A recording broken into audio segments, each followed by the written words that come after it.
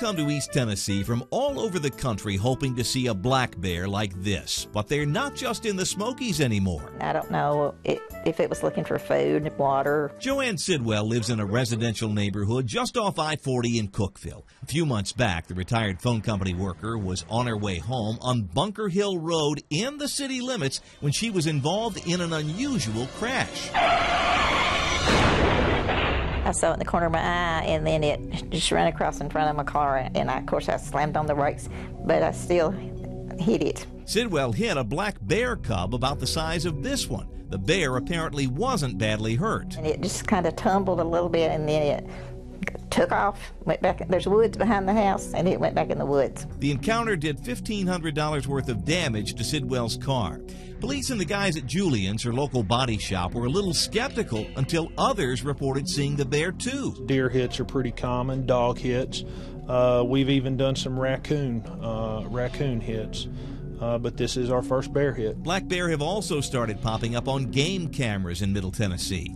This shot comes from just across the border in Monroe County, Kentucky. You hear more and more about bears here in this area, and I've had a couple friends of mine that's actually caught bears on their trail cameras, close to where they're hunting at. Incidents involving black bears and people in Middle Tennessee are still relatively rare, but state wildlife officials confirm bears once common across the state are expanding their territory. Let your presence be known, because one thing you don't want to do is to startle it, to make it, either do a flight or flight response. Ben Layton is a bear specialist with the Tennessee Wildlife Resources Agency. He says bears are motivated largely by food. They're looking for nourishment, trying to survive.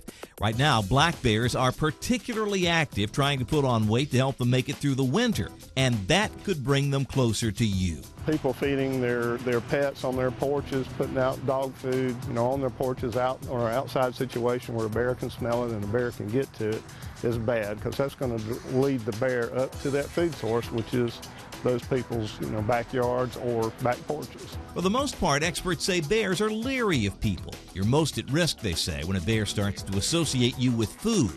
But bears are wild animals, and their behavior can be erratic. The young adult male, this attack occurred during the day. There's no food involved.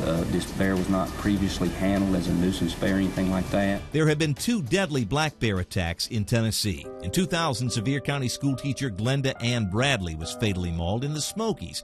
And in 2006, 6-year-old Elora Petrosek was killed after her family was attacked. Neither incident was provoked. We really haven't had a whole lot, of those types of encounters where they've turned out badly, but the potential is there. That's why the TWRA is trying to spread the word. Black bears are expanding their territory. You can now expect to see them in Middle Tennessee.